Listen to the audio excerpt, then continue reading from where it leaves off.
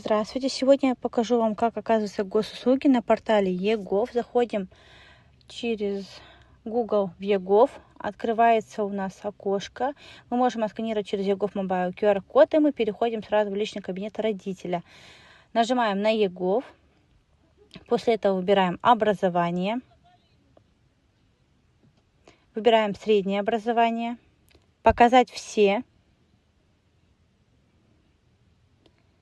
Прием документов и зачисления. Заказать услугу онлайн. У нас открывается кабинет мамы. Потом выбираем тип услуги, второй пункт, оздоровительный отдых. Потом выбираем от кого, от родителя. Выбрать ребенка. Выбираем именно кого нам надо пропустить по госуслуге. Потом нажимаем «Да» на фактический адрес. Учебный год 26-27. Выбираем область СКО.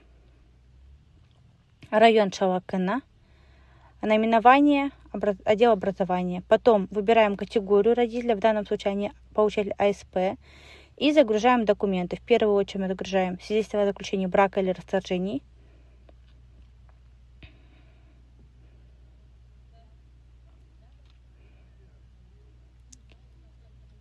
Потом мы загружаем медицинскую справку ребенка.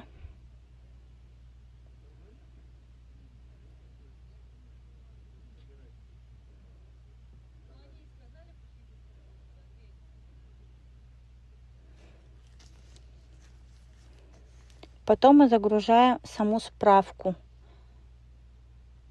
В данном случае справку о том, что семья является получателем АСП. Потом нажимаем галочки «Подтвердить».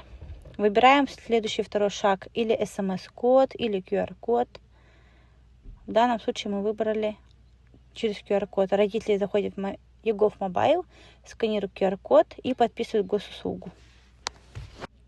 Здесь мы ждем загрузки. После этого у нас выходит сообщение, сведения об услуге.